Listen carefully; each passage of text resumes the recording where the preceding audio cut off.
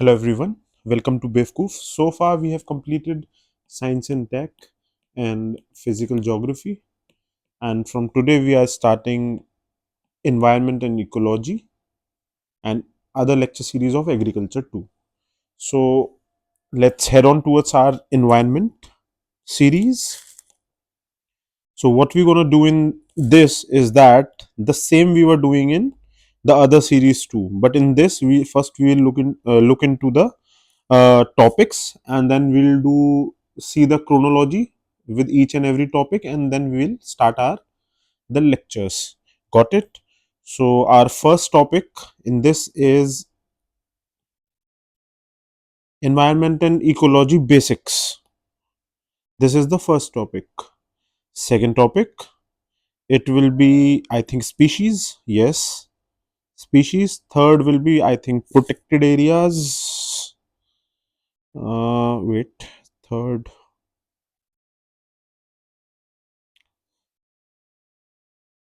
protected areas and conservation.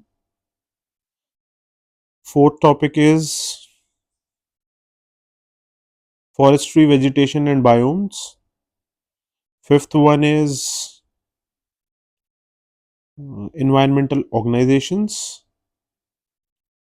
Sixth one is Indian environmental laws. And thereon on seventh one, I think it will be environmental governance in India and ministries. And the eighth one will be, I think, international environmental treaties, protocols, convention, movements, that is international or national. Got it? Ninth one is environmental funds and carbon trading. Tenth one is pollution and degradation, and the 11th one is climate change and global warming. That's it. So, and the 12th one is sustainable development. So let's head on towards our first lecture, that is of today's first lecture, environmental and ecology basics. Got it? तो अब हम इसमें क्या करेंगे, just like in the other subjects, we'll first look into the basics of this, like chronologically we'll reverse engineer it. Got it? So let's head on towards 1979 question. अभी इसमें क्या है, ये बेसिक्स है, तो बेसिक्स में जरूरी नहीं कि रिपीटेशन दिखे, बट वैसे दिख जाएगा. Got it?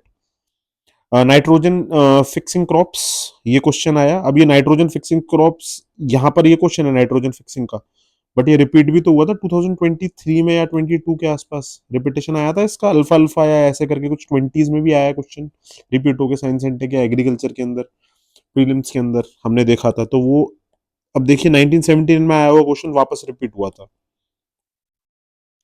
Green plants in the sea, oxygen and respiration. Green plants in the sea, phytoplankton, और ये सारे इस तरीके के फाइटोप्लैंक्टन हो गए आपके, जू प्लैंक्टन्स हो गए, उसके अलावा प्राइमरी प्रोड्यूसर्स, बाकी चीज़ें देखते हैं ग्रीन कौन सा है कौन सा नहीं है. तो ये 79 में पूछ रहा है. उसके बाद में पिगमेंट पूछ रहा है ऑक्सीजन एंड रेस्पिरेशन के अलावा.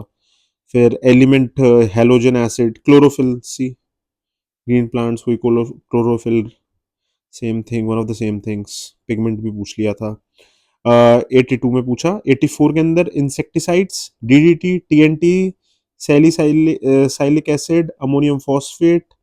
देखिए अगेन रिपीटेशन आया किसका, इंसेक्टिसाइड का 85 में.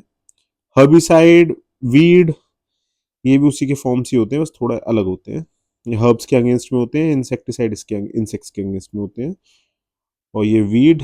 फिर again the question in 1986, oxygen, carbon dioxide, carbohydrates, photosynthesis. Wait, या देखिए अगेन डीडीटी रिपीट हुआ 1987 में. फिर फोटोसिंथेसिस रिपीटेशन आया. क्लोरोप्लास्ट, उधर पहले क्लोरोफिल आ गया, रिपीटेशन. लीफ आ गया, स्टेम आ गया. Another question nitrogen cycle C, nitrogen fixing पूछा था नीचे, अब यहाँ पर क्या बोलते हैं, नाइट्रोजन फिक्सिंग क्रॉप्स पूछा था, यहाँ पे नाइट्रोजन साइकिल पूछ लिया. Tuber crop, legume crop, fungi, bacteria, bioremediation. अब ये देखिए 90s में आ रहे हैं, और अब साइंस एंड टेक में उठा के पूछ लेता है कई बार फंजाई और बैक्टीरिया के ऊपर. I hope you guys have done that part of biotechnology in related to this. तो वहां पर अब पूछ रहा है वो, तो आ तो प्रीलिम्स में ही रहा है ना, यहां से कर लो उसे। Legumes and nitrogen fixation see, वहां पे नाइट्रोजन फिक्सिंग वाले प्लांट्स थे, अब यहाँ legumes and nitrogen fixation, nitrogen cycle आ गया, repetition, cross pollination is made, vacuoles, repetition, deforestation and soil erosion, ये तो बहुत सिंपल है, बेसिक है, इतना तो पता ही होना चाहिए। Nitrogen fixation again, you know, repetition. P, rice, wheat, मेज देखेंगे, ये पी भी इनडायरेक्टली नाइट्रोजन फिक्सिंग में भी काफी हेल्प करता है, तो ये भी एक तरीके से रिपीटेशन ही है, क्रॉप्स में आ जाएगा तो। Chlorophyll again repetition. Main options तो रिपीटेशन दिख ही जाएंगे मेन थीम से, बाकी तो ये भी दिखेंगे। Got it. 1993 में डिस्ट्रक्शन ऑफ नेचुरल हैबिटेट्स, ये डिस्ट्रक्शन क्या है, सॉइल इरोजन होना, बाकी चीजें होना, एंथ्रोपोजेनिक एक्टिविटीज होना, यानी कि human made activities, mangroves, shifting cultivation, wetlands, biosphere reserves, biodiversity, importance of biodiversity. See again herbicide, insecticide, weedicide, weed के ऊपर आया था वैसे तो, डीडीटी सेम, कितना रिपीटेशन आ रहा है, एक ही क्वेश्चन में चार चार पांच पांच पॉइंट सेम रिपीट दिख रहे हैं। अब ये देखिए, वहां पे बायो रेमेडिफिकेशन है, यहाँ पे biomagnification, DDT, grasshopper, toad, food chain आ गया, क्या है, रिपीटेशन वाली टॉपिक्स तो है ये। अगेन बायोडाइवर्सिटी हॉटस्पॉट्स, पहले बायोस्फीयर रिजर्व आ रहा था, अब biodiversity hotspots, one of the related things to each other. Again see biodiversity hotspots, repetition. Eastern Himalayas, western Himalayas, western Ghats, Andaman and Nicobar, biomagnification see, repetition. 97 में पूछा, 2010 में फिर पूछ लिया। Biodiversity distribution, biodiversity hotspots, again repetition, 10 to 15 within 10 to 15 years, again biodiversity. Biodiversity is a major theme, तो basics में तो ये पता ही होना चाहिए, repetition. Threats to biodiversity see, repetition. Leaf modifications of desert plant, ecosystem productivity, ecological succession, grasslands, ये तो हम पढ़ेंगे, ये बेसिक्स ही हैं, कुछ अलग नहीं है। इकोलॉजी के टर्म्स, रिपीटेशन ही है, इकोलॉजी के टर्म्स ही तो है सारे जो हम पढ़ रहे हैं इतनी देर से। फूड चेन, कार्बन साइकिल, उधर नाइट्रोजन साइकिल, अब इधर कार्बन साइकिल, वो हम पढ़ ही लेंगे। और यही कार्बन साइकिल आगे चल के रिपीट मारती है 2021 में, फॉस्फोरस साइकिल, सल्फर और नाइट्रोजन पीछे से आया, बायोजियोकेमिकल साइकिल, इकोसिस्टम पे आ गया, see again 2022 nitrogen cycle. So now you see how much repetition is there, at least in every question, or in the every second question, or in the every question, if we'll take out a single bouncer, एक आध आ जाता है bouncer, तो अब you can see repetition is there, right? और ये वाला सेरस cloud thinning और इंजेक्शन ऑफ सल्फेट, ये तो हमने ज्योग्राफी में कर ही लिया था, यहाँ डाल दिया इन्होंने ये क्वेश्चन, ये तो आएगा ही नहीं इसमें। सल्फेट एरोसोल के चक्कर में आ गया क्वेश्चन, कुछ रहा होगा सल्फर सल्फर साइकिल से रिलेटेड, अगर इन केस हुआ तो इसमें आएगा, फिर वो भी रिपीटेशन में आ जाएगा, साइकिल्स तो पूछ ही रहा है मेन थीम से। Got it.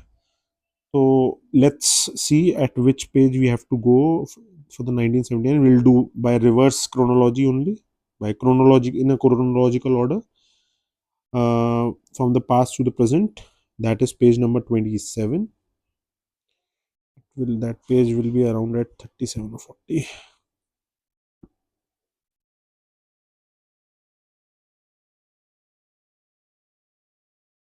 So let's see, which of the following crops helps in nitrogen fixation। अभी देखिए नाइट्रोजन फिक्सेशन में कौन सी क्रॉप्स हेल्प करती है। अभी मैंने पीज वगैरह देखे थे थोड़ी देर पहले, मैं पीज बोल रहा था कि देखो ये नाइट्रोजन से भी रिलेटेड होता है, ऐसी बीन्स भी होती है। Got it. बट स्टिल मैं आपको एक क्लियरली बता देता हूँ, नाइट्रोजन फिक्सेशन वाले प्लांट्स को हम लेग्यूम्स बोलते हैं, लेग्यूम प्लांट्स, वो नाइट्रोजन फिक्सेशन में हेल्प करते हैं। Got it. नाइट्रोजन को फिक्स करने में, रूट से भी ले सकते हैं, एयर से भी नाइट्रोजन ले सकते हैं और फिक्स कर सकते हैं। Got it. अभी के लिए इतना ही जानो, जब ज्यादा जरूरत पड़ेगी तो पूरी नाइट्रोजन साइकिल भी बताएंगे, नाइट्रेट कहाँ से आ रहे हैं, निट्रिफिकेशन क्या है क्या नहीं है वो, if in case if it is required, otherwise basics is the your fundamental goal should be. Any legume plants will help in nitrogen fixation. Beans contain symbiotic bacteria called rhizobia, within nodules in their root systems. ये आ गया root nitrogen fixation में, producing nitrogen compounds that help the plant to grow and compete with other plants got it. Nitrogen fixing crops कौन कौन सी होती हैं? Legume family की crops होती हैं, फेबिका, विटेक्सा, अच्छा चलो, क्लोवर हो गई, सोयाबीन्स हो गई, अल्फा अल्फा, lupins, peanuts and rooibos got it. वो सिम्बायोटिक बैक्टीरिया उनके अंदर होता है, रिजोबिया, जिसके जो नोड्यूल्स होते हैं रूट के ऊपर वो नाइट्रोजन प्रोड्यूस करते हैं कंपाउंड्स को, ठीक है, that help the plant to grow and compete with other plants got it. Plant की ग्रोथ में हेल्प करता है. when the plant dies the fixed nitrogen is released making it available to other plants and this helps to fertilize the soil. जाते जाते भी plant देके ही जाता है, अपनी पूरी लाइफ साइकिल में भी ऑक्सीजन दे रहा है और बाद में मरने के बाद भी नाइट्रोजन प्रोवाइड कर रहा है जो उसकी डेथ के बाद में बाकी एनवायरनमेंट में दिया जा सके. Got it. Let's head on towards another question. I hope you guys got what legume plants are, ठीक है, which helps in nitrogen fixation. और उस पर बैक्टीरिया कौन सा रहता है? वो रिजोबिया होता है, rhizobium, rhizobia. Another question from 1979. Green plants in the sea are useful for respiration of fish because they give out oxygen. Fish अपने गिल्स से ही तो ऑक्सीजन वाटर लेता है, उसमें से ऑक्सीजन इनटेक कर लेता है, H2O मतलब वाटर बाहर निकाल देता है और ऑक्सीजन ऑक्सीजन अपने पास रख लेता है. तो वो ऑक्सीजन कहाँ से आ रही है?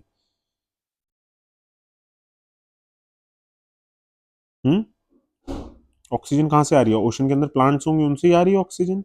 Simply they give out oxygen. A is the answer. Green plants in the sea are useful for the respiration of fish because they give out oxygen. As simple as that. Things are done. And oxygen is a colorless, odorless, and tasteless gas. Just like people depend on oxygen present in the air, similarly, fishes in the sea depend on the dissolved oxygen released by the green plants in the sea. अब dissolved oxygen को भी क्या बोलते हैं? याद करो, इस पे भी क्वेश्चन आ सकता है या शायद आया हो. बताना मुझे कमेंट सेक्शन में, कोई किसी ने देखा हो ये वीडियो तो, जो जो देख रहे हैं. Got it.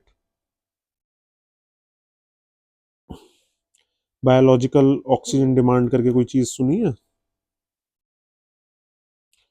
I have seen you guys are watching the videos and everything and you guys don't comment the questions that I ask. Comment करा करो वहां पे. डाउट्स होती है तो कर लेते हो, अच्छी बात है, इस पे भी कमेंट कर दिया करो. चलो 1982 का क्वेश्चन. क्लोरोफिल क्या है? कितने सिंपल क्वेश्चन था देखो. क्लोरोफिल आप सबको पता है, लीफ के अंदर जो ग्रीन प्रेजेंट होता है क्या होता है? ग्रीन पिगमेंट ही तो होता है. Simple, a green pigment found in plants. Chlorophyll is a pigment that gives plants their green color. Got it? Chlorophyll is also found in all photosynthetic organisms such as cyanobacteria में पाया जाता है. ठीक है. Chlorophyll कई forms में present होता है. मोस्ट कॉमन है chlorophyll A, chlorophyll B, which are typically found in higher plants and green algae. Got it? Chlorophyll C is found in certain marine algae and chlorophyll D is found in certain species of cyanobacteria. ये याद रखना. The rarer is chlorophyll E, which is found only in some golden algae. ठीक है. ए से लेकर ई तक chlorophyll होता है. इसको याद रखना क्योंकि यूपीएससी ने इस पे वैसे सवाल नहीं पूछा, बट ये बेसिक्स में आता है. Got it. जो ई है वो गोल्डन एल्गी में आएगा. डी जो आएगा क्लोरोफिल डी वो आएगा साइनोबैक्टीरिया में. Got it. और ए और बी ग्रीन एल्गी में पाया जाता है. और क्लोरोफिल ए बी और सी कॉमन ही है. सी थोड़ा ए और बी ग्रीन एल्गी में पाया जाता है और बाकी मरीन एल्गीज में सी पाया जाता है. डी और ई याद रखो अच्छे से कि भाई क्लोरोफिल डी और ई काफी अलग है. डी पाया जाता है साइनोबैक्टीरिया में और chlorophyll E is found in golden algae. Another question. Which of the following is an insecticide? भाई टीएनटी तो गॉट इट, बॉम्ब में यूज होता है. डीडीटी, हाँ यही है इंसेक्टिसाइड. इंसेक्टिसाइड क्या होता है? जो इंसेक्ट को फिनिश करता है, फिनिश ऑफ में मतलब इंसेक्ट लग गया किसी प्लांट पे तो हमने उसके ऊपर इंसेक्टिसाइड स्प्रे कर दिया. Got it. जब स्प्रे करा तो उससे वो इंसेक्ट की डेथ हो जाएगी और प्लांट सेफ हो जाएगा. तो that is what insecticide is. Insecticides are the substances which are used to kill insects. Got it? They have a wide application in the field of medicine, agriculture, and industry. And DDT, let's see what DDT is. DDT stands for dichloro diphenyl trichloroethane. इतना, you don't need to remember that much, but at least DDT इस तरीके से mind में थोड़ा सा mnemonic बना लो, या DDT इसका शॉर्ट फॉर्म है, ऐसे याद कर लो. वो डेवलप किया गया था मॉडर्न सिंथेटिक इंसेक्टिसाइड्स में 1940s में. Got it. Effective insect control है क्रॉप्स के लिए और livestock production institutes homes and gardens में. Got it. DDT is known to be very persistent in the environment. It accumulates in fatty tissues, yani bioaccumulation, and it can travel long distances in the upper atmosphere. The Stockholm Convention on POPs includes a limited exemption from the use of DDT to control mosquitoes that transmit the microbe that causes malaria.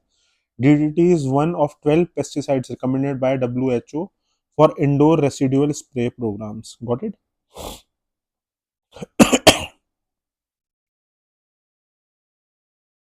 बायोअक्यूमुलेशन क्या होता है और biomagnification, will do it later on. मैं बता दूंगा वहां पर जहां आएगा. टीएनटी. टीएनटी तो आपको पता ही है, येलो ऑर्डरलेस सॉलिड. ये किस लिए एक्सप्लोजिव के यूज में आता है. Salicylic acid. सैलिसाइलिक एसिड ये आपकी benzoic acid with a hydroxy group of the oat. It is obtained from the bark of the white willow and wintergreen leaves. It has a role as an anti-infective agent and anti-fungal agent. Face washes देखते हो, कल को question आ जाए ना face washes में क्या use होता है, तो सैलिसाइलिक एसिड भी यूज किया जाता है. Salicylic acid. Got it. कई सारी कंपनीज यूज करती हैं. एंटी फंगल क्रीम्स में यूज किया जाता है. अमोनियम फॉस्फेट क्या है. Salt of ammonia and phosphoric acid. Simple. Effective fertiliser है, फर्टिलाइज करता है वो अमोनिया एंड फॉस्फेट की वजह से. ठीक है. एनपीके भी फर्टिलाइजर 3:2:1 के रेशियो में आई थिंक एनपीके डालते हैं. Will see to it also. 4:3:2 है या फिर 3:2:1. Which of the following is weed killer. कोई वीडिसाइड ही होगा वीड किलर तो. Got it. या फिर हर्बिसाइड. वीड क्या होता है, हर्बी तो होता है एक तरीके से प्लांट. उसको किल करने के लिए क्या चाहिए हमें, वीडिसाइड या herbicide. One of the same things. Herbicide is a weed killer. Simple. A weed is a plant. A plant is a herb. Simple. इस तरीके से सोचो. And what is weed. It is a plant in the wrong place और a plant growing where it is not wanted. Weed control is important in agriculture. Herbicides क्या होते हैं. Herbicides are broad class of pesticides that are used to remove nuisance plants. ऐसे नहीं बोलना चाहिए, this is a wrong word.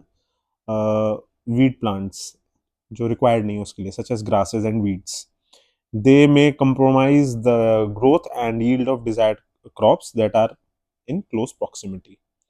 Weeds are unwanted plants that grow alongside the intended crops. Nuisance की जगह आप unwanted भी use कर सकते हो. Got it? I don't think it more than this is required. Another question. The final product of photosynthesis is photosynthesis से final product क्या आता है, बताओ मुझे. देखो, कार्बोहाइड्रेट्स. हमेशा याद रखना इस चीज को. फोटोसिंथेसिस क्यों हो रहा होता है, एनर्जी चाहिए होती है प्लांट्स को, इसलिए होता है. Got it. वो तो उसके प्रोसेस में आपको ऑक्सीजन और ये सारी चीजें, you got oxygen in the day night and carbon dioxide in the night. Because photosynthesis तो लाइट में हो रहा है ना, नाइट में हो ही नहीं रहा, इसलिए वो भी कार्बन डाइऑक्साइड रिलीज करता है प्लांट उस टाइम. तो ऑक्सीजन उसका आउटकम है. चाहिए क्या प्लांट को, energy. Got it. Carbohydrates are most often associated with energy. Glucose is our body's main source of energy. ठीक है. फोटोसिंथेसिस क्या है, एक्सप्लेनेशन आगे कर देंगे. वैसे आई hope you guys know what it is. तो कार्ब्स है फाइनल प्रोडक्ट. वैसे ऑक्सीजन भी प्रोडक्ट है उसका, बट वो रेस्पिरेशन वाले प्रोसेस में ही हो जा रहा है. वो why DDT is banned in western countries, बताओ. अभी करा था थोड़ी देर पहले. Because it remains in the environment for a long time. Got it. DDT was banned because it persists in the environment and gets accumulated in the fatty tissue. बायोअक्यूमुलेशन हो जाता है उसका. प्लांट्स ने लिया पहले तो, यूज किया हमने प्लांट्स पे डीडीटी, फिर हमने उसको खा लिया बाद में, आप बॉईल करके भी खा लिया, एनवायरनमेंट में भी चला गया, तो ह्यूमन बॉडी में आ जाएगा. तो एक जगह से दूसरे, एक स्पीशीज से दूसरी स्पीशीज में आ रहा है, एक टेक्सा से दूसरे टेक्सा में आ रहा है, तो वो बायोअक्यूमुलेट कर रहा है और फिर इंक्रीज करता जाएगा. तो it is very, the DDT is very dangerous. Got it. Bioaccumulation देखो मैंने आपको कितने सिंपल वे में समझाया है. बायो मैग्नीफाई करता चला जाता है, फिर मतलब बायो मैग्नीफाई का है, एक ही स्पीशीज के अंदर बढ़ता जाती है कोई चीज, और एक स्पीशीज से दूसरी स्पीशीज में आ जाए कोई चीज, तो वो बायो एक्यूमुलेशन है. ठीक है, शब्दों को तोड़ो. Bio magnification is bio magnifying the things, and bio accumulation is bio accumulating from one species to another. इतना सिंपल वे में याद रखो. Photosynthesis generally occurs in the portions of the plant. कहां पर होता है? लीव्स में होता है, and other chloroplast bearing parts. यहाँ पे क्लोरोप्लास्ट होगा. Got it. क्लोरोप्लास्ट क्या है? वही क्लोरोप्लास्ट वही है जो ग्रीन कलर देता है, उसको पिगमेंट है. क्लोरोप्लास्ट ही फोटोसिंथेसिस को परफॉर्म करता है during the day light hours. Got it. और इमीडिएट प्रोडक्ट्स क्या है फोटोसिंथेसिस के? NADPH and ATP. Got it. यही कार्ब्स बनाएंगे, एनर्जी है ये. Leaf. A leaf has three basic part. अच्छा इसकी जरूरत नहीं है. फोटोसिंथेसिस देख लो क्या है. Photosynthesis is a process performed by plants, algae, and some microorganisms which converts sunlight, carbon dioxide, and water into food, sugars, and oxygen. ये food sugars क्या है? कार्ब्स ही तो है. ऑक्सीजन भी तो बाय प्रोडक्ट आ रहा है, बट मेन काम तो कार्ब्स का है. ऑक्सीजन तो वो एक्सेल कर दे रहा है उतने में. Got it.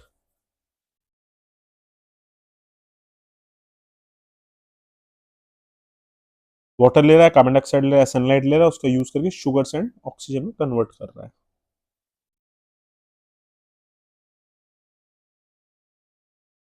Another question. Plants take nitrogen in the form of.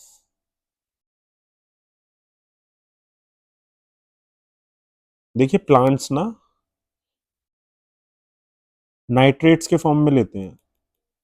वो रूट पे बैठा रहता है बैक्टीरिया, राइजोबिया. अभी करा था हमने, राइजोबिया, नॉट बॉम. राइजोबियम नहीं है, राइजोबिया है. वो लेता है. तो किस तरीके से लेगा वो? नाइट्रेट्स के फॉर्म में. Got it. तो we'll do it in the later on question, when the question will come. It is explained in 2021 question. That means the repetition is there. अभी थोड़ा थोड़ा सीखते चलो, फिर हम मेन हेड पे आएंगे. वाई? बिकॉज उसके बाद और बेटर आपका आपका बेटर फाउंडेशन हो जाएगा. The type of crop which is able to fix nitrogen form from air is known as. अभी कराया था. कौन सी क्रॉप्स होती हैं जो फिक्स करती है नाइट्रोजन? फिक्सिंग क्रॉप्स का नेम क्या होता है? लेग्यूम्स ही तो होता है. अभी कराया था legumes. LEGUMES. C is the answer. थोड़ी देर बैक जाइए, चेक करिए. I have done that. Consider the following statements regarding bioremediation. It involves the use of bacteria and fungi to clean up aquifers, clean up toxic dumps, clean up oil spills, cure bacteria and fungal diseases. अच्छा एक चीज देखिए, consider the following statement. Bioremediation, ठीक है, it involves use of bacteria and fungi to do what? Clean up aquifers, clean up toxic dumps, clean up oil spills, cure bacteria and fungal diseases. देखिए cure तो नहीं करेगा, clear up oil spills, use of. ठीक है. Bioremediation क्या होता है मैं आपको ये बता देता हूँ. जो इन्वायरमेंटल पोल्यूटेंट्स होते हैं ना, उनको ब्रेक डाउन कर देता है बायो बैक्टीरिया और फंगाई, सिंपल फॉर्म्स में. Got it. वरना ये पॉल्यूटेंट्स बहुत टाइम तक लॉन्ग टर्म के लिए प्रेजेंट हो जाएंगे एनवायरनमेंट में, जो बहुत टॉक्सिक है. तो उसको बैक्टीरिया अपने फूड की तरह, या फंगस अपने फूड की तरह, या किसी और प्रोसेस के थ्रू वो उसको सिंप्लीफाई कर देते हैं सिंपलर मॉलिक्यूल्स में, जो जल्दी ब्रेक हो जाए एनवायरनमेंट में और ऑर्गेनिक हो जाए. Got it. बायोरेमेडिएशन, इसी प्रोसेस को बायोरेमेडिएशन बोलते हैं. ये रहा. तो टॉक्सिसिटी कहाँ दिख रही है? टॉक्सिक डम्प्स दिख गए, 2. क्लीन अप एक्विफायर्स, या दिस इज 1. तो clean up oil spills. C if I would have been over there, I'll put the answer to be C. Why? Because oil spills में भी काफी टॉक्सिसिटी रहती है. Got it. और ऐसे fungus और बैक्टीरिया हैं जो बायोरेमेडिएट कर रहे हैं उसको.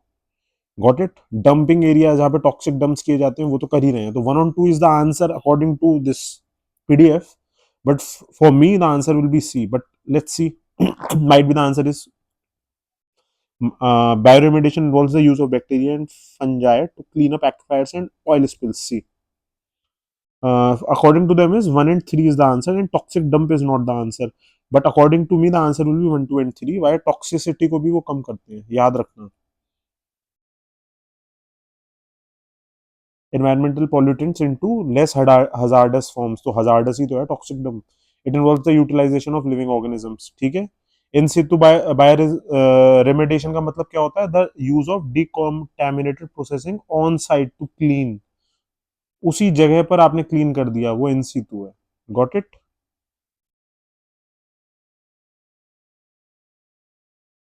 एक्स situ क्या है? आपने एक जगह बनाई, एक ना आपने. एक second. It is a biological procedure in which excavated soil is placed in a line above ground treatment area and aerated after processing to help the. ये डंप्स ही तो हैं. एक जगह लेके गए, वहां डंप करा और उसको बायोरेमेडिएट करवाया और डिग्रेड करके ऑर्गेनिक पोल्यूटेंट्स में कन्वर्ट कर दिया. Got it. बायोस्पार्जिंग क्या होता है? Biosparging is a process of pumping pressurised air और gas into a pollutant area to stimulate in situ aerobic biological activity. Same वैसे ही बनाना अलग से एक एरिया में. It is a part of ex situ bioremediation. Bioventing क्या है? ये इन सितु बायोरेमेडिएशन है, यानी वहीं पर हो रहा है. Encourages aerobic decomposition by delivering oxygen into unsaturated zone. It involves the innate capacity of indigenous microorganisms to break down into organic pollutants. Got it? Biopile क्या है? नाम से ही देख लो. बायो की pile is a type of ex situ treatment that uses biological process to transform pollutants into low toxic byproducts. Got it? Bioreactor approaches in an ex situ biochemical processing system that utilizes microbes to in situ है कि उसी exact उसी location पे हमने उसी area में कर दिया, वहीं के वहीं बायोरेमेडिएट. और एक्स सीतु का मतलब होता है कि एक हमने प्रोसेसिंग प्लांट ले रखा है या फिर हमने डंपिंग जोन बना रखा है, वहां पे हम अलग से प्रोसेस के द्वारा पूरा बायोरेमेडिएट कर रहे हैं. Got it. वहां पे प्रोसेस वहीं हो रहा है इन सीतु में और यहाँ पर लाके अलग से. Got it. Answer will be 1, 2 and 3. Both all these threes are correct. Clean up toxic dumps भी है. ठीक है. बी नहीं होगा ये. This is wrong. सी होना चाहिए इसका according to me. And you also think about this कि यार बायोरेमेडिएशन ही है वो भी. 1991. Deforestation, cellular structure, cross pollination, nitrogen fixation. Nitrogen fixation कौन करता है? लेग्यूम्स ही तो करते हैं. इतना ही पता होना चाहिए था उस टाइम पे तो 91 के क्वेश्चन में. Got it. आया समझ में? डिफॉरेस्टेशन से क्या होता है? सॉइल इरोजन होता है. ठीक है. क्रॉस पॉलिनेशन किससे होता है? वैक्यूल से तो होगा. सेलुलर स्ट्रक्चर आई थिंक नहीं नहीं नहीं, एक सेकंड. सेलुलर स्ट्रक्चर का पार्ट है वैक्यूल्स. क्रॉस पॉलिनेशन बेस में. Got it. उल्टा बोल दिया था. तो आंसर विल बी ये. ठीक है. Deforestation, soil erosion, cellular structure vacuoles, cross pollination maize, legumes, nitrogen fixation. Got it. Another question. Soil erosion I hope everyone knows. Soil erode जब हो जाता है डिग्रेड करने पे, वो किन चीज़ों के द्वारा होता है? एक्सेसिव रेन हो गया, या फिर एसिड रेन आ गई ज़्यादा, या फिर आपने ओवर एग्रीकल्चर प्रैक्टिस कर डाली फर्टिलाइजर्स के साथ में, ऑर्गेनिक नहीं रखा और आपने कुछ टाइम के लिए नहीं छोड़ा अपने फार्म को और लगातार मल्टीपल क्रॉप्स की जगह आप सेम क्रॉपिंग कर रहे हो, बार बार मोनोकल्चर कर रहे हो, बार बार स्पीडी वे में उसका यूटिलाइज ओवर कर रहे हो, बचेगा ही नहीं सॉइल में कुछ. Got it. विच ऑफ और सिंथेटिक फर्टिलाइजर्स की यूज से भी ज़्यादा कैपेसिटी ओवर कर जाना सॉइल की, सॉइल इरोजन हो जाता है. या फिर आपने डिफॉरेस्टेशन कर दिया, उससे हो गया. Which one of the following, और बाकी के और भी चीजें हैं. Which one of the following plants can fix nitrogen from air? See. ऐसे कौन से प्लांट्स हैं जो एयर से भी फिक्स कर सकते हैं? लेग्यूम्स मैंने बताया था कि रूट से तो कर ही रहे हैं, कुछ प्लांट्स होते हैं जो एयर से भी कर लेते हैं। Got it?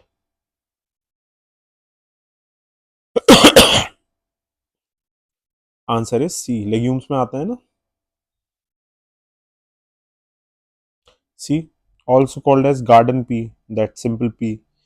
Pisum stavium is a herbaceous annual plant belong to the family of Fabaceae. Got it? Biological nitrogen fixation करता है ये. गुड सोर्स ऑफ प्रोटीन है डाइटरी फाइबर में. और क्या है?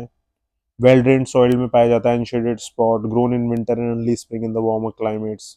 The most common diseases that effect. अच्छा, winter में हो रहा है तो राबी हुआ या खरीफ हुआ? बताना मुझे.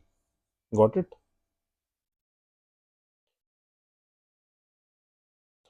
अच्छा चलो, राइस का ही सीधे खरीफ ही आ गया. अब तो सबको पता चल ही गया होगा राबी हुआ था खरीफ. Got it? तो इस तरीके से करना है आपको.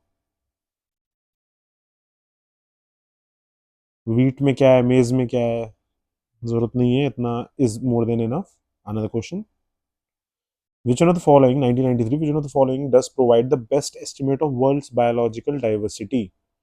Of about 10 million species probably alive today, some 20 species are lost every day, most of them unknown because no more than half a billion has yet been actually identified by a scientist. कुछ ज़्यादा ही data आ रहा है भाई इसमें, ये तो नहीं होगा, ये तो बहुत ज़्यादा है. ऑफ अबाउट, अबाउट आ गया यहाँ, अबाउट. इसमें भी था. 30 million living species, 50 are lost every day, most of them are unknown because no more than 1 million have been actually identified. देखो, प्रूव कर रहा है. These kind of questions are not coming these days, so don't worry about that. इसका सिर्फ सीधा answer C याद कर लो आप, अगर if you want to, because it is not required these days. इस तरीके के क्वेश्चंस नहीं आते हैं. मतलब कुछ कुछ टाइप की पैटर्न छोड़ छोड़ दिए यूपीएससी ने, जैसे इस टाइप का. ठीक है. The best estimate of world's biological diversity of about 45 million living species, some 100 are lost every day, most of them unknown because no more than 1.5 million have been actually identified. ठीक है, इतना ही याद रखना. That's it. Biodiversity होता क्या है? I hope you guys know. Variety of life on earth at all levels is biodiversity. ठीक है, from genes to ecosystems and can encompass the evolutionary ecological cultural processes that sustain life. ठीक है, important क्यों है? आप normally सोचो, सारे आ जाएंगे. प्रोविजनिंग सर्विस देता है, रेगुलेटिंग सर्विस देता है, रिक्रिएशनल एवेन्यूज मेंटेन करता है, फूड वेब्स बनाता है. इसलिए बायोडाइवर्सिटी इज इंपॉर्टेंट. जीने में हेल्प होती है. The final Agent Orange raid in Vietnam took place in 1970. Areas have begun to bloom again, but 19 years after the war end, it seems plain that Agent Orange is killing and maiming human beings, something it never intended to do. The apparent toxic fallout from those clouds is a crop of human miseries, including cancer, miscarriages, and birth defects that may persist for decades. The offensive substance referred to it in the quotation is कौन सा है? याद रखना, dioxin था वो. US ने dioxin डाल दिया था वियतनाम के ऊपर. ठीक है, फॉरेस्ट को क्लियर करने के लिए. डीफोलिएंट्स बोला जाता है उनको. डीफोलिएंट्स जो फॉरेस्ट को डी करते हैं, मतलब हटा देते हैं. ठीक है.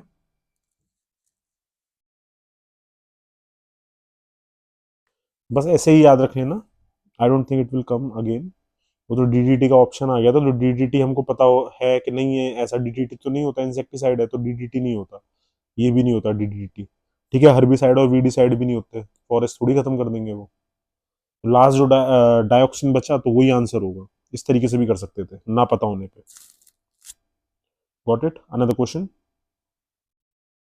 Which of the following organisms is likely to show the highest concentration of DDT once it has been introduced in the ecosystem? अच्छा देखो, मैंने आपको क्या बताया था, हाईएस्ट कॉन्सेंट्रेशन ऑफ डीडीटी जिसमें बायो मैग्नीफाई सबसे ज्यादा कर जाएगा, उसमें ही होगा. बायो मैग्निफिकेशन कैसे होगा? प्लांट्स हैं. ठीक है, प्लांट्स को किसी ने खाया, मान लो हर्बीवोरस एनिमल ने खा लिया, किसी ने ग्रास होपर नहीं खा लिया, हर्बीवोरस भी नहीं, थोड़ा नॉर्मल भी चलेगा, ओमनी भी चल जाएगा, या फिर उसको फ्रॉग खा गया. फ्रॉग को स्नेक, ये डायग्राम बन रहा है। अब मान लो इसके अंदर तो था ही, फिर इसमें आ गया, इसने और ग्रासेस ज्यादा खाई और आ गया, इसने फ्रॉग ने ये ग्रास ऊपर ज्यादा खा लिया और ज्यादा आ गया, ये बढ़ता चला जाता है, कॉन्सेंट्रेशन बढ़ता है, कम नहीं होता। ठीक है, याद रखना। तो सबसे ज्यादा किस में आया, फाइथन में आया। तो ऐसे ही देखते हैं, तो यानी हम वेब चेन में जितने प्राइमरी प्रोड्यूसर से हम सेकेंडरी और टर्शरी कंज्यूमर तक जाएंगे, उसमें सबसे ज्यादा पाया जाएगा फिर ये फूड चेन के अंदर, क्योंकि वो लीनियर सीक्वेंस में चल रही है। Got it.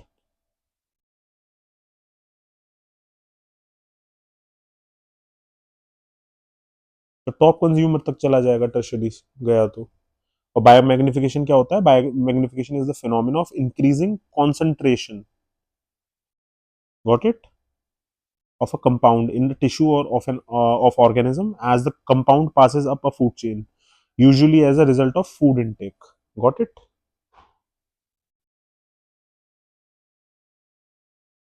तो अब इनमें देखो सबसे ज्यादा फूड चेन में कौन सा जा रहा है, ग्रास हॉपर, टॉड, स्नेक या कैटल। तो आंसर देखो कैसे हमको कैसे सोचना है, according to their position in the food chain the snake is most likely to show the highest concentration of DDT once it has been introduced in the ecosystem. The snake will be the answer. Another question, consider the following regions: Eastern Himalayas, Eastern Mediterranean region, Northwestern Australia.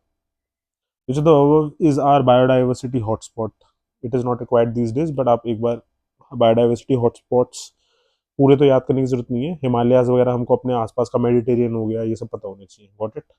अगर कभी भी आ जाता है तो mostly probably India वाला तो दिख ही जाएगा आपको, और ऑस्ट्रेलिया भी दिख गया। ईस्टर्न मेडिटेरियन रीजन में तो कुछ है ही नहीं, पानी भरा हुआ है। माइट भी, नहीं, नॉर्थ वेस्टर्न ऑस्ट्रेलिया में तो डेजर्ट टाइप है, तो 1 और 2 हो जाएगा, ऐसा कुछ। Few questions no one can do, got it. अब आप ये पूरा याद कर सको तो कर लो, चले जाओ, बट कोई जरूरी नहीं आया question. That's said on another question, towards another question, consider the following, biodiversity hotspots are located only in tropical regions.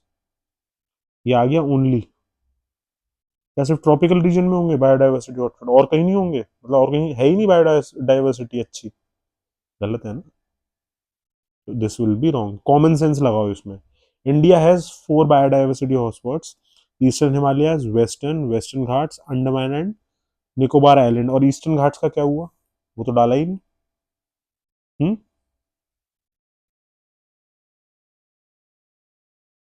The Himalayas, the western Ghats, the Indo Burma region and the Sundaland, जिनमें से 4 इंडिया में present है।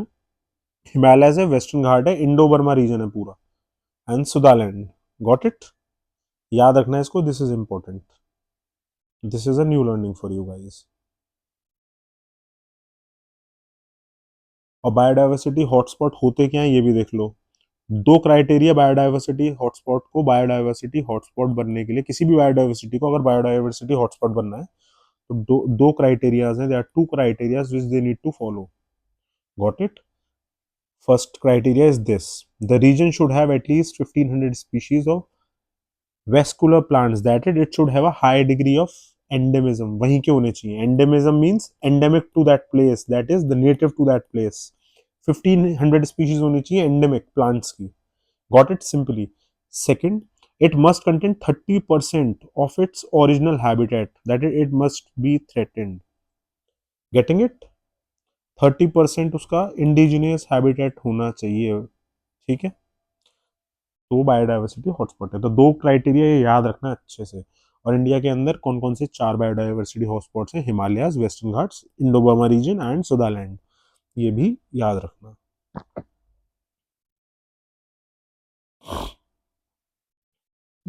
that this is not required, this was just enough to get the things। अच्छा, अब आ जाओ 2010 के question पे।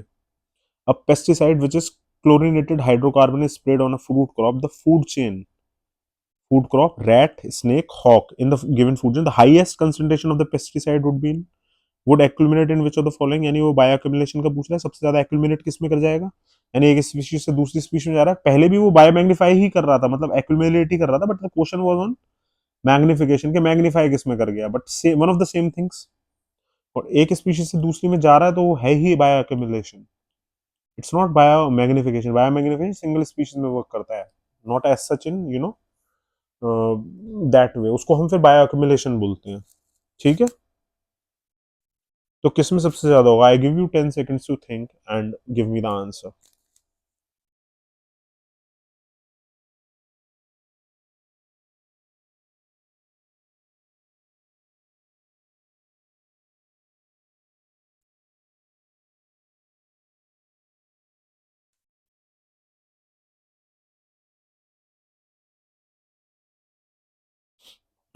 It will be in, you know, what did I just said that would it bio would accumulate? Sorry, guys. I'm really sorry about it. Uh, I मैंने उल्टा बोल दिया था।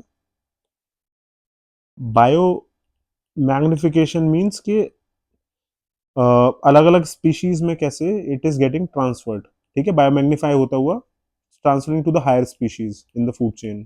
ठीक है, and bio accumulation is something which it magnifies in itself only within an organism. Got it?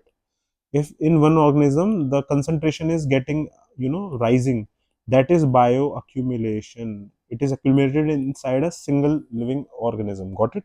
But magnification means it magnifies within the species, sorry, within, you know, species of food chain. Got it? I'm really sorry, वो उल्टा, it was just, you know, slip of tongue. Got it? Biomagnification is the phenomenon of increasing concentration of compounds in the tissue of organism as the component passes up a food chain. Got it? Usually as a result of food intake. याद रखना सब लोग, okay? Sometimes it happens वो slip of tongue से हो जाता है, but I am ready for the, you know, corrections always. तो बायोअक्यूमुलेशन याद रखना, बायो मैग्निफिकेशन याद रखना। Bioaccumulation within an organism, biomagnification in the species in the food chain. Got it? Another question.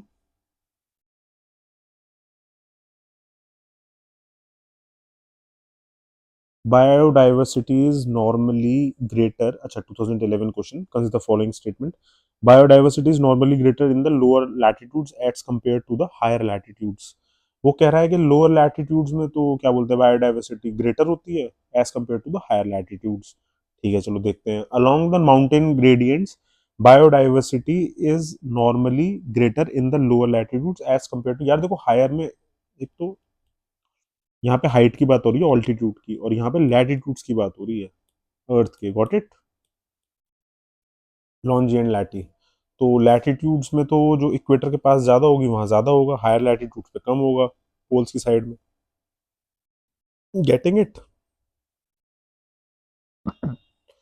Mid latitudinal belts हैं जैसे ये वाली पूरी अराउंड द इक्वेटर, उन पे ज्यादा रहेगा, पोल्स के पास में थोड़ा कम रहेगा।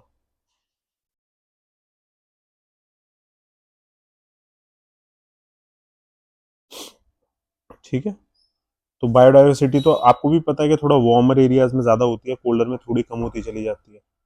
इतना ही सिंपल सोचना था। तो one is correct. And the second one, biodiversity Himalayas के लोअर, थोड़े लोअर हिमालयाज में ज्यादा है, या बिल्कुल वो लेह लद्दाख वाले हिमालयाज में बायोडाइवर्सिटी आपको देखने को मिलती है?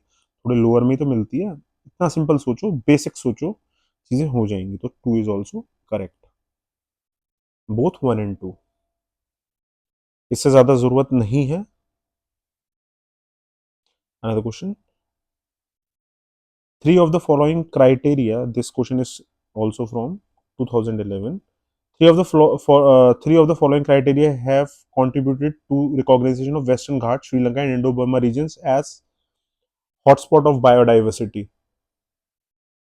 ठीक है, टू क्राइटेरिया तो हमने देखे ही थे बायोडाइवर्सिटी हॉटस्पॉट के, तो टू तो हमको याद रहनी चाहिए, तीसरा हम देख ही लेंगे क्या है और क्या नहीं है। स्पीशीज रिचनेस, हाँ 1500 स्पीशीज का कुछ था। वेजिटेशन डेंसिटी नहीं, ऐसा तो कुछ नहीं था। एंडेमिक होने चाहिए, हाँ ये बिल्कुल था। तो 1 and 3 जिसमें है वो बिल्कुल करेक्ट है। 1 and 3 सी में ही हाँ रखे हैं। थ्रेट परसेप्शन वाला सेकंड क्राइटेरिया के अंदर ही डाल दिया गया था कि 30% स्पीशीज होनी चाहिए एंडेमिक, यानी थ्रेटेंड वाला criteria. Got it?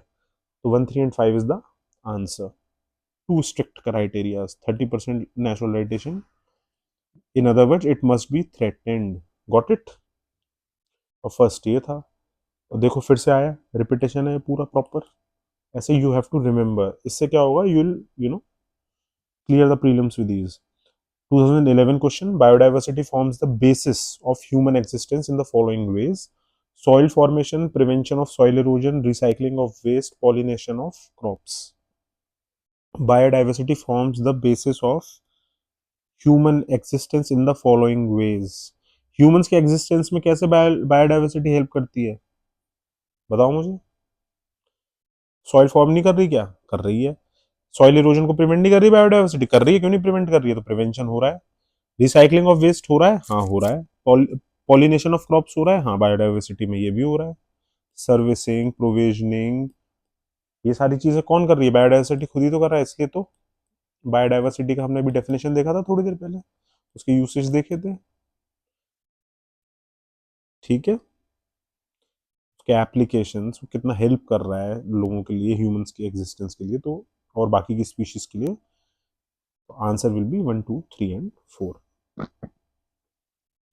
Air quality maintain करवाता है, recycling of waste, climate water purification, pollination, prevention of erosion, ecosystem को इस तरीके से बायोडाइवर्सिटी सपोर्ट करती है. Another question: which of the following can be, this is from 2012, which of the following can be threats to biodiversity of a geographical area? Global warming बिल्कुल है, threat है. Fragmentation of habitat, हाँ भाई species ही खत्म हो जाएंगी तो फिर क्या ही, उसका क्राइटेरिया ही नहीं रहेगा बायोडाइवर्सिटी हॉटस्पॉट्स का. तो और यहाँ तो नॉर्मली बायोडाइवर्सिटी की बात कर रही है, तो थ्रेट्स क्या क्या हो सकते हैं नॉर्मल देखना है यहाँ तो. Second is also there. And invasion of alien species, yes बिल्कुल. प्रमोशन ऑफ वेजिटेरियनिज्म, नहीं, promotion of vegetarianism does not lead to that, because अगर हम वेजिटेरियन मीटिज्म का भी प्रमोशन करेंगे ना, नॉन वेजिटेरियनिज्म का, तो भी फिर हर्बीवोर एनिमल्स पूरे प्लांट्स खा जाएंगे. ऐसा नहीं है, चाहे हम खा लें तो भी कोई दिक्कत नहीं है. Got it? So the answer will be 1, 2 and 3.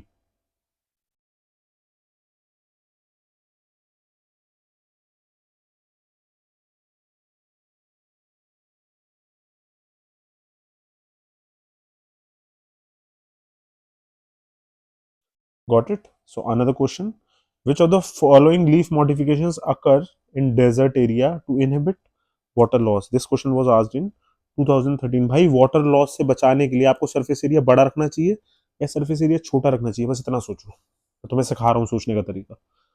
Surface area अगर ज्यादा होगा, उस पानी को अगर आप फ्लोर पे डाल दोगे और ऊपर सन है, तो जल्दी सूखेगा पानी, या फिर एक छोटे से ग्लास के अंदर आप भर के रखोगे तो वो ज्यादा जल्दी कौन सा जाएगा? ज्यादा फ्लोर पे जो फैला हुआ है वो पानी बाल्टी भर के, या फिर एक ग्लास के अंदर भी पानी है बट भर रखा है अच्छे से और थोड़ा सा ही पानी है, और यहाँ पूरी बाल्टी भी भर डाल दी है पूरे फ्लोर पे बड़े से पे, तो जल्दी कौन सा सूखेगा? ग्लास का पानी गायब होगा जल्दी, या फिर इवेपोरेट करेगा जल्दी, या फिर फ्लोर का इवेपोरेट करेगा? फ्लोर का इवेपोरेट करेगा ना. क्यों? क्योंकि सर्विस एरिया ज्यादा है, ज्यादा सर्विस पे है, हीटिंग सब जगह आ रही है. यहाँ पर क्या है, लेयर्स में यहाँ पे उसको थोड़ा हाइट मिल गया, वो थोड़ा अच्छे से कॉम्पैक्ट है, तो नहीं होगा इतनी जल्दी. Got it?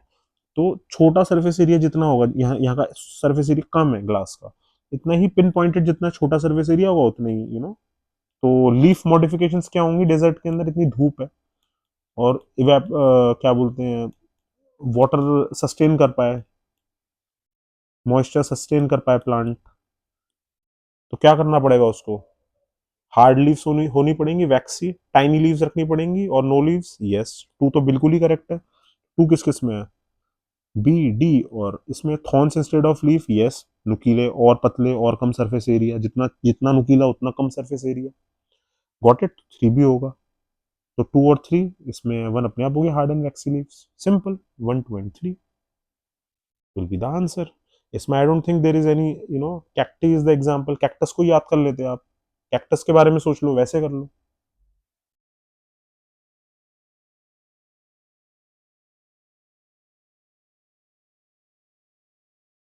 Got it?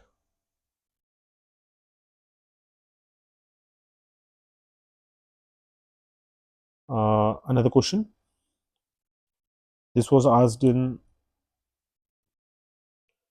2013. Which one of the following is correct sequence of ecosystem in the order of decreasing productivity? Productivity किस में डिक्रीज करती है भाई? डेजर्टिफाइड एरियाज में प्रोडक्टिविटी सबसे कम होती है, और इक्वेटोरियल रीजन के या फिर रेन फॉरेस्ट से थोड़ा सा ज्यादा तो इक्वेटोरियल वाले में सबसे ज्यादा इधर रहती है हाई। Got it? तो देखते हैं सबसे ज्यादा प्रोडक्टिविटी किस में है। ओशंस में तो सबसे कम ही होती है, डिजर्ट से भी कम तो ओशन में होती है, ये भी याद रखना। तो यहाँ पे दे रहा है ओशन में सबसे ज्यादा है 9, लेक्स में उससे कम, ये तो बिल्कुल ही नहीं है, ओशंस वाला तो ऑप्शन ही नहीं हो सकता। ओशंस में सबसे कम प्रोडक्टिविटी है। सबसे ज्यादा प्रोडक्टिविटी किस में होगी बताओ? ऑर्गेनिक मैटर बायोमास का प्रोडक्शन। बायोमास सबसे ज्यादा किधर होगा? मैनग्रोव्स में ही तो होगा। फिर ओशंस में उसके बाद हो जाएगा? नहीं, फिर ग्रासलैंड्स में होगा, फिर आएगा लेक्स में, और फिर आएगा ओशंस में। तो सी विल बी द आंसर। देख लो, सिंपल सोचो, सबसे ज्यादा प्लांट्स किस में पाए जाएंगे? बायोमास किस में सबसे ज्यादा? मैनग्रोव्स में। फिर कोरल रीफ्स में है, वहां पे क्या बोलते हैं, स्पीशीज बहुत है, कोरल रीफ्स बहुत स्पीशीज रखता है। एल्गल बेड्स है, फिर रिवर एस्टुअरीज है, temperate forest, cultivated land, tundras, open sea. Got it? So you have to do it like this.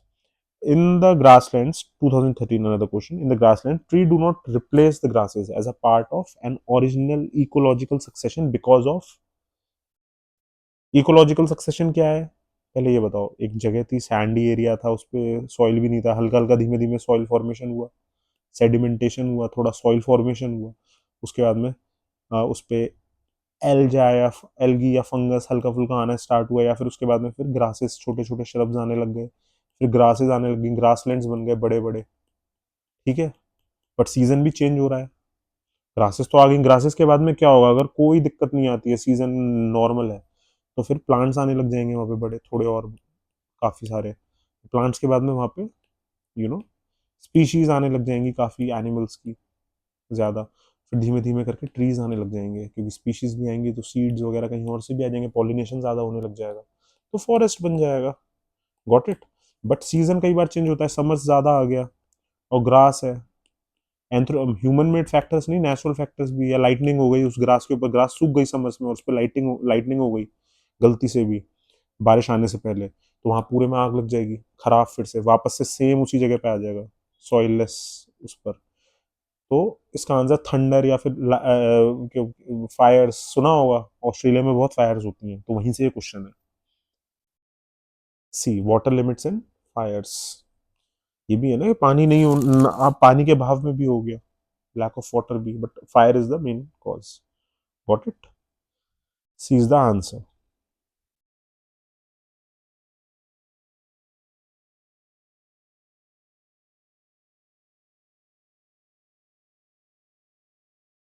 इसलिए इकोलॉजिकल सक्सेशन ग्रासलैंड का डेजर्ट हो जाता है, यहाँ दे रखा है, होना फॉरेस्ट चाहिए, वेजिटेटिव ग्रोथ थोड़ी सी। चलो another question, which of the following terms describe not only the physical space occupied by an organism but also its functional role in community of organisms? अच्छा, ये क्वेश्चन करने से पहले हम लोग इकोलॉजी के कुछ चार टर्म्स देख लेते हैं, दे आर इंपॉर्टेंट, एंड इसके बाद आपकी काफी सारी चीजें माइंड से क्लियर हो जाएंगी। देखो, कोई भी एक ऑर्गेनिज्म है, उसका एक इकोटोन होगा। कोई भी ऑर्गेनिज्म नहीं, मतलब मैं I just directly define you what things are. मान लीजिए इकोसिस्टम है, इकोसिस्टम क्या होता है? सिंपली एक ऐसा सिस्टम जिसके अंदर लैंड, वाटर, एयर वाला कुछ भी एक सारे सारे टाइप के ऑर्गेनिजम्स आपको एक इकोसिस्टम के अंदर मिल जाएंगे, या फिर कैसे समझाऊं, एक इकोसिस्टम सिंपल, या कोई फॉरेस्ट है तो उसका एक अपना इकोसिस्टम है। Got it? You guys getting it? तो वो इकोसिस्टम के अंदर अब मान लीजिए एक इकोसिस्टम तो आपको डेजर्ट क्या बोलते हैं, फॉरेस्ट का मिल गया, किनारे से रिवराइन इकोसिस्टम है, या फिर रिवर का इकोसिस्टम है, वाटर इकोसिस्टम है वहां पर पास में ही। तो ये एक इकोसिस्टम वन और ये वाला इकोसिस्टम टू जहाँ कनेक्ट हो रहे होंगे। Got it? जहाँ इकोसिस्टम वन और जहाँ इकोसिस्टम टू कनेक्ट हो रहे होंगे, वो ट्रांजिशन फेज जहां से जहां तक कनेक्ट होने का थोड़ा आएगा, यानी रिवर के पास में पानी का ज्यादा रहेगा, आसपास के एरियाज में ज्यादा प्लांट्स होंगे, तो वो ट्रांजिशन जोन जो होता है, that is called ecotone. Got it? उसको हम इकोटोन बोलते हैं।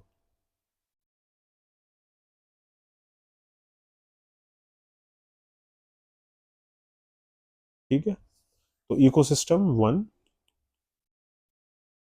इकोसिस्टम 2 के बीच का जो थोड़ा ट्रांजिशन वाला एरिया है, गॉट इट। और इकोसिस्टम बेसिकली होता क्या है, सिंपली जिस एक ऐसा सिस्टम जिसके अंदर जो ऑर्गेनिजम्स हैं वो लिव करते हैं उनके फिजिकल एनवायरनमेंट में, ठीक है। ऑर्गेनिजम्स जो होते हैं यानी बायोटिक फैक्टर्स, अबायोटिक फैक्टर्स के साथ में मिलके जी रहे होते हैं with the help of those abiotic factors in technical terms. An ecosystem is a system that includes all living organisms in an area as well as its physical environment functioning together as a single unit, as a same unit. Got it? Another is habitat. क्या होता है habitat? क्या होता है simply बताओ। Habitat surroundings यार, जहाँ पे एक ऑर्गेनिज्म रहता है उसके घर के बाहर का मोहल्ला बोल लो, सोसाइटी बोल लो। Got it? एक ऑर्गेनिज्म का सोसाइटी जिसमें वो रहता है, कॉलोनी के बाहर का हैबिटेट क्या है, ठीक है। होम रेंज क्या होती है एनिमल की? Home range is an area in which an animal lives and moves on a daily periodic basis.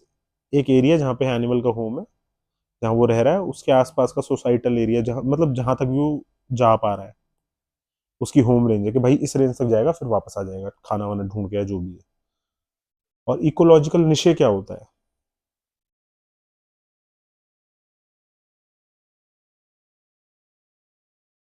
Ecological निशे simply role होता है, इकोलॉजिकल एंड फंक्शनल रोल एक ऑर्गेनिज्म का जो एक हैबिटेट के अंदर अपना प्ले करता है, ये वाला हैबिटेट अपनी सराउंडिंग्स में, ठीक है।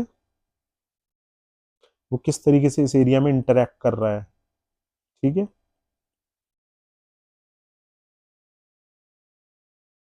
किस तरीके से वो अपनी सराउंडिंग्स में इंटरेक्ट कर पा रहा है, वही है इकोलॉजिकल निशे। रोल क्या आ रहा है उसका।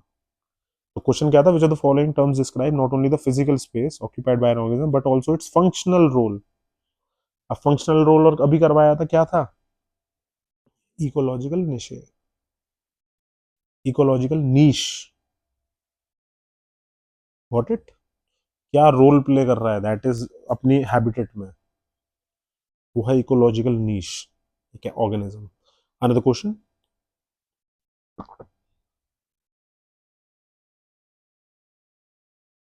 with reference to food chains in ecosystem consider the following statements. A food chain illustrates the order in which a chain of organisms feed upon each other.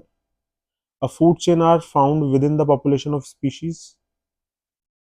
Within the population of species, does a food chain found in within the population of species, या फिर food chain तो इस तरीके से चलती है ना, primary to tertiary and the primary, secondary, tertiary and then the topmost predators, consumers। तो within the population तो नहीं है, तो टू तो बिल्कुल भी नहीं है। A food chain illustrates the numbers of each organism which are eaten by others. No, वो नंबर पे वाला pyramid अलग होता है, that is a different thing. Food chain simply क्या है? Food chain is a linear network of links in a food web starting from producer organisms, जो मैंने अभी बताया था, to apex predator species. Got it? A food chain also shows how organisms are related to each other by food they eat. Got it? And they don't show numbers of each organism eaten by others. Natural interconnections between food chains make it a food web. चक्कर क्या है, food species से ऊपर जा रही है linear formula, but कुछ animals होंगे जो दोनों चीजें खा रहे हैं ओमनीवोर्स, या उनको कोई खा ले रहा है, तो इस तरीके से एक वेब बन जाता है पूरा। But we can divide it in the food chain in a linear manner also, but थोड़ा सा वेब बन जाएगा काफी सारा, और स्पीशीज बहुत ज्यादा है। Got it?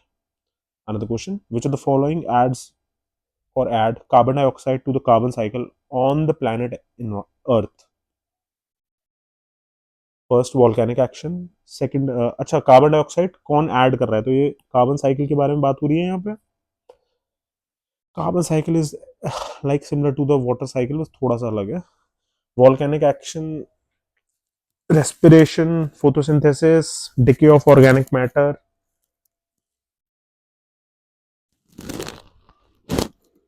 देखते हैं,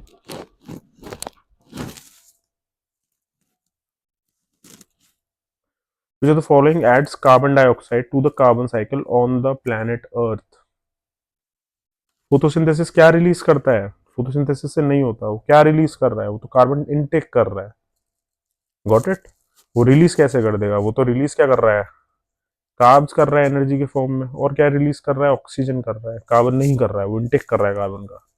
तो ये नहीं होगा, बट हाँ रेस्पिरेशन में ले रहा है कार्बन डाइऑक्साइड को plants. Got it. Carbon dioxide को इनटेक करके वो जो उसकी जो वुड है, ठीक है, कार्बन साइकिल में हेल्पफुल है, तो वो यूज कर रहा है। या फिर हम रेस्पिरेशन में हम कार्बन डाइऑक्साइड को एक्सेल करते हैं। Got it. वोल्केनिक एक्शन में यस कार्बन इज देयर, ये सब मैग्मा लावा, ये क्या है, दुनिया ही कार्बन से बनी है, पार्टिकल्स से, मोस्ट ऑफ द दुनिया। Got it. Decay of organic matter क्या है, ये भी कार्बन का ही पार्ट है।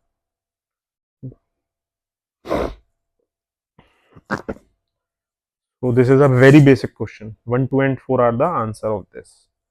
And the question, which of the following is the best description of the term ecosystem? देखो अब आ गया ecosystem।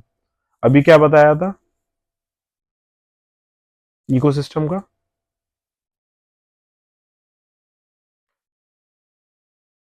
Community of organisms।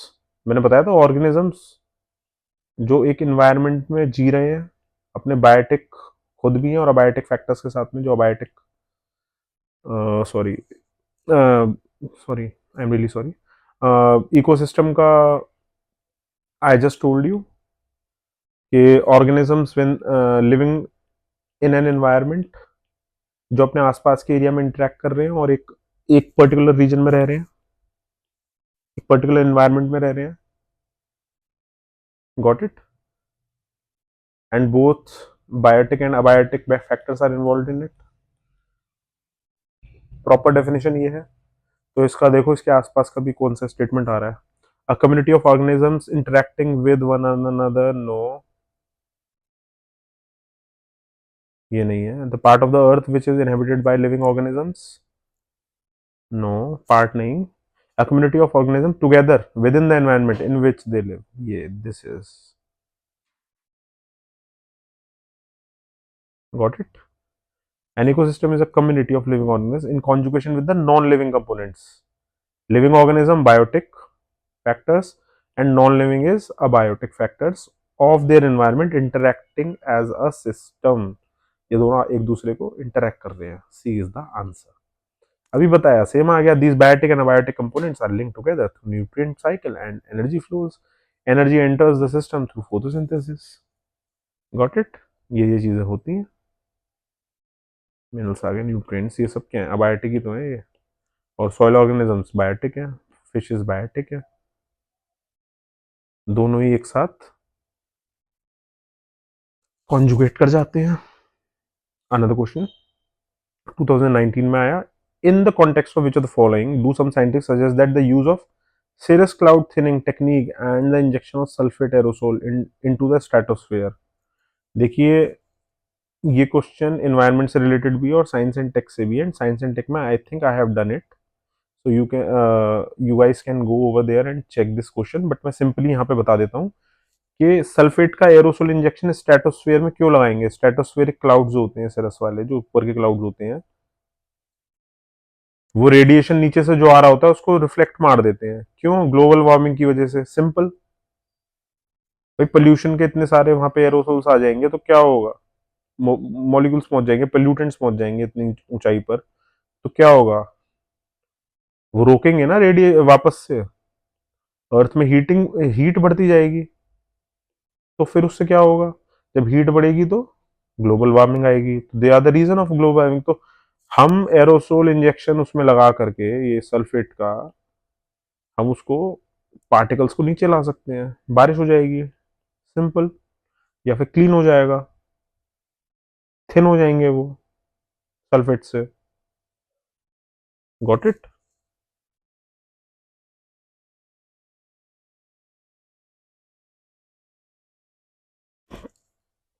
Heat trapping capacity कम होगी, रिजल्ट हो जाएगा कूलिंग इफेक्ट में।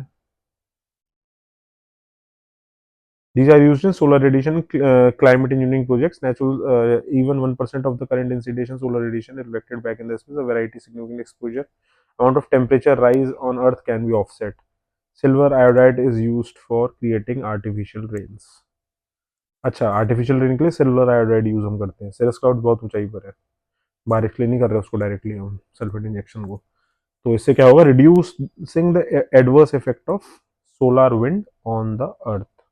नहीं नहीं sorry, reducing global warming, D is the answer. Global warming कम होगी। ठीक है, अनदर क्वेश्चन। रेन रेन लाने के आर्टिफिशियल सिल्वर आयोडाइड यूज करते हैं हम, नीचे के क्लाउड्स में करते हैं, इतने ऊंचे सिरस वाले पे नहीं, सिरस वाले क्लाउड्स काफी हाइटेड है। Another question, in case of which of the following biogeochemical cycles the weathering of rock is the main source of release of nutrient to enter the cycle। वो पूछ रहा है इनमें से कौन सा बायोजियोकेमिकल साइकिल है जो वेदरिंग ऑफ रॉक्स की वजह से मेन सोर्स हो रहा है, रिलीज कर, जो कि रिलीज कर रहा है न्यूट्रिएंट साइकिल के अंदर। Got it. रॉक्स का जो वेदरिंग होता है, टूटना, रॉक्स जो टूट रहे हैं, गॉट इट,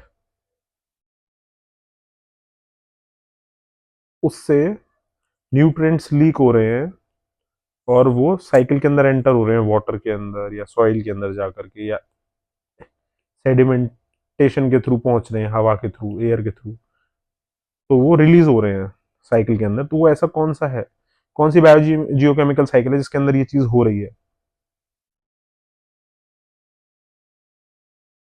देख लेते हैं बायोजियोकेमिकल साइकिल होती क्या है। Biogeochemical cycle, any of the natural pathways by which essential elements of living matter are circulated. Biogeochemical cycle can be classed as gaseous, sedimentary. In these cycle, reservoirs is mainly air to the oceans. Examples are carbon, nitrogen, water.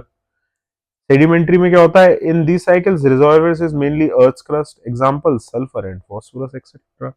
तो यहाँ पर sedimentation हो रहा है, वैसे देखा जाए तो सेडिमेंट्री है क्योंकि रॉक टूट रही है। Got it. गैसियस नहीं है, वाटर की तरह नहीं है, नाइट्रोजन की तरह नहीं है, कार्बन की तरह नहीं है कि हवा में चला गया, रेस्पिरेशन के थ्रू आ गया, नहीं। सेडिमेंट्री है ये, थोड़ा रॉकी वाला सिस्टम है। तो फॉस्फोरस होगा या सल्फर होगा, सिंपल सा समझ में आ गया। रॉक देखते ही समझ जाओ, सल्फर या फॉस्फोरस। Got it. अब फॉस्फोरस साइकिल में क्या होता है? Phosphorus cycle is a biogeochemical cycle that describes the movement of phosphorus through the lithosphere, hydrosphere and biosphere. Unlike other cycle, atmosphere does not play a major role in the movement of phosphorus because phosphorus and phosphorus based compounds are usually solids. Sulfur में क्या है? The sulfur cycle is a biogeochemical cycle in which the sulfur moves between rocks, waterways and living systems. Here both atmosphere and biosphere plays a role in circulation of sulfur.